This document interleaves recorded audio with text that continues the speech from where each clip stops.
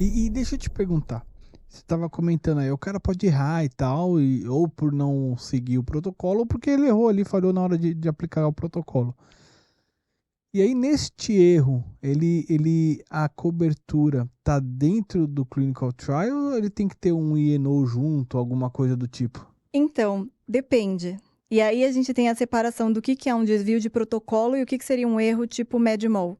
Tá bom. Por quê? O que é um erro de protocolo? O protocolo vai te falar, você tem que aplicar 15 miligramas com uma infusão, sei lá, a 15 centímetros do ombro, por exemplo. E aí, na hora de aplicar, ao invés de aplicar 15 miligramas, eles aplicam 150, por exemplo. Isso daí é um desvio de protocolo. No protocolo estava escrito que eram 15 e foi aplicado 150. Agora, se na hora de aplicar, a pessoa que vai fazer ali, de repente, a aplicação, deixa quebrar uma agulha dentro do paciente, isso é um MedMol. No protocolo não vai estar escrito para você a posição que tem que ser, como que você acessa, de repente, a veia, Tá porque bom. isso já está na esfera da medicina. Entendi. Então, esse tipo de erro que acontece, que não está exatamente descrito no protocolo, não é exatamente relacionado ao objeto que está em estudo, é um MedMol. E aí Tá isso bom. não conversa com o teste clínico em si. Mas agora, esse desvio de protocolo, que é fazer alguma coisa diferente do que está estabelecido, aí sim é uma cobertura da apólice de teste clínico. E os riscos que a gente tem hoje aqui no Brasil, eles estão muito mais. São riscos nossos mesmo, que a gente já está conseguindo vender e tal? Ou tem muito programa Programa mundial mundial, né? ainda? Tem bastante programa mundial, mas o que a gente vê bastante? As grandes indústrias farmacêuticas, às vezes, vão testar os novos medicamentos ou algum equipamento, por exemplo, e eles fazem o teste, principalmente quando é medicamento, a gente vê bastante, eles fazem o teste em vários países. Então, às vezes, até pela população-alvo que precisa, Tá bom. eles acabam dividindo isso em vários países. Então, a gente tem muitos estudos que são conduzidos em vários países ao mesmo tempo, e aí inclui o Brasil. E aí, por conta da nossa legislação, a pólice local é contratada para o estudo que vai ser feito aqui, ela é contratada localmente. Ah, então. Ah, Né? Porque eu imagino que lá fora da quantidade de pesquisadores, não sei, né? Não sei, eu não tô por Os grandes dentro. Os laboratórios, né? laboratórios que é. patrocinam, esses Uhum. patrocinadores devem estar lá fora. E Mônica, e o que que tem tem coberturas adicionais nisso? Ou me fala um pouco disso, como que é o âmbito de coberturas. Tem a básica que você explicou, né? Uhum. As adicionais e também se as exclusões, se você puder. Então, cobertura básica, então, são, obviamente, os danos que forem causados ali ao participante, e aí a gente traz como dois principais gatilhos, né? O evento adverso grave, seja ele esperado ou não. Então, se é um evento adverso grave, que é o quê? Um óbito, alguma condição que se torne irreversível, alguma doença mais crítica, que seria ali o nível pior da bula, né, do Hum, remédio, é um evento adverso grave. Então, isso seria coberto. hum, E os eventos adversos de qualquer natureza que não sejam previstos. Então, aquilo que você falou, ninguém imaginou que pudesse acontecer, não estava escrito e aconteceu. Isso também é coberto como parte da cobertura básica. Aí a gente tem uma extensão para os eventos adversos que são esperados, mas que eles não são graves. Então, é alguma outra. Obviamente, não é a dor de cabeça, porque a gente fala que o seguro está ali para severidades, né? Não é para ser uma pólice para ser acionada toda hora. uhum. É por isso que sintomas, por exemplo, como a dor de cabeça, não é o objeto de cobertura da pólice. Mas esses eventos adversos que têm uma natureza, que a gente fala que seria um grau médio, eles também podem ser cobertos, e aí, por essa cobertura adicional.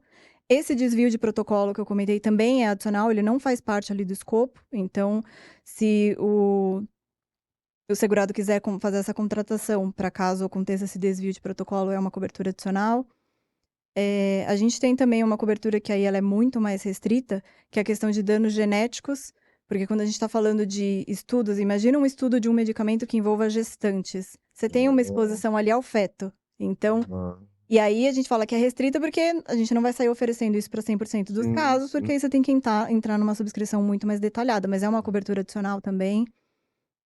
E aí tem aquelas coberturas que são mais acessórias, né? Que a gente fala que é como se fosse o uso, assistência e conservação do local onde o participante vai participar da pesquisa. Então eu sou participante, estou no centro de pesquisa, escorreguei, me machuquei. Que seria a cobertura de operações do Sim, RC. sim. Uhum.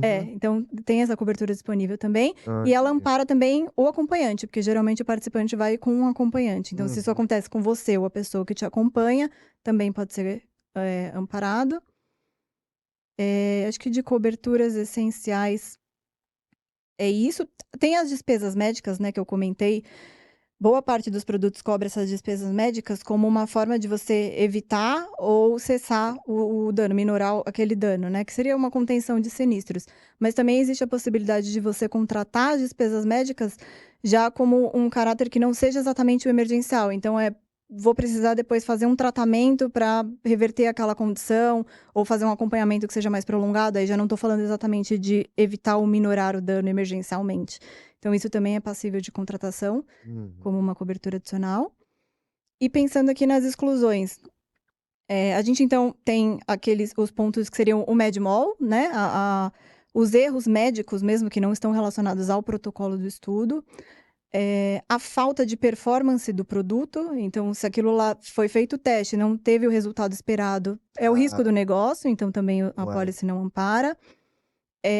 A piora do estado de saúde daquele participante que já era esperado, independente da participação no estudo ou não. Então, se o participante já tinha uma condição, participa do estudo e continua, ou ele não melhora, ou ele piora de uma forma que já era esperado que aconteceria, também não é coberto pela regula apólice. esse sinistro Como você sabe? pra chegar nesse ponto? Aí você tem que Perícia, né, médica.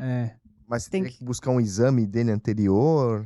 Dependendo da condição, sim. Mas a boa parte dos estudos fazem exames iniciais justamente para acompanhar a resposta do verdade. corpo, né? Como Tá que o corpo reage ao uso da substância e tudo E a mais. inspeção Então, no é quase rapaz. como se tivesse. Você tem a inspeção, o pré e o pós ali. Uhum. Entendi. E deixa eu te perguntar, dentro desse processo, né? Existem esses estudos onde o paciente pode chegar a ficar internado mesmo durante o processo, assim, na clínica? Existem e, assim, isso também é previsto no protocolo. Então, às vezes, vamos supor que seja algum estudo que requer algum tipo de cirurgia, intervenção cirúrgica, né? Já tem ali a previsão de que o paciente vai ser internado no dia tal, e aí ele vai ser submetido a tais exames, e aí depois vai ser feita a cirurgia, e depois ele permanece internado por mais X dias. O protocolo vem com absolutamente tudo descrito. E aí Tá tem bom. assim, depois de 30 dias ele vai fazer um retorno e vai fazer mais tais exames para ver se tal e tal coisa, se tá tudo bem. Então, já tem tudo mapeado, o acompanhamento que tem que ser feito para ter certeza mesmo se aquele teste se o resultado está conforme o esperado. E normalmente nesses casos é nomeado, por exemplo, os hospitais onde isso pode acontecer ou é na estrutura de quem está fazendo a pesquisa mesmo? Não, é nomeado. Tem os que são exatamente os centros de pesquisa, né? Tá bom. Então, tem o patrocinador. No próprio estudo já é definido se vai ser um estudo unicêntrico, que é quando um só centro de pesquisa vai fazer, ou se é multicêntrico, que vão ser vários. Tá bom. E aí, eles já definem quais serão esses centros. Tá. Porque aí tem toda a parte também burocrática, né? De documentação, de assinatura dos termos de consentimento. Eu imagino que tenha coisas que são mais elaboradas, digamos assim, mas com risco maior, aí, poxa, tem que ter uma estrutura.